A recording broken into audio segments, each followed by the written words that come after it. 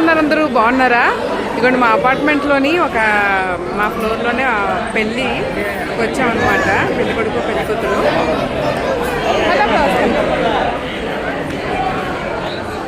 అందరినీ కూడా మ్యారేజ్ అయిపోయింది.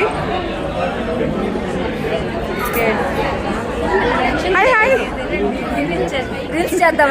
అంతేగా వదలంగా ఆవిడ దాయిపోతుంది. పెట్టేస్తాం అది కంపల్సరీ. రూపా గారిని మా తీయాలా? మమ్మల్ని తీయండి. ఎందుకు తీయండి? తప్పకుండా తప్పకుండా. మొత్తం పెళ్ళి అయిపోయింది ఇప్పుడే.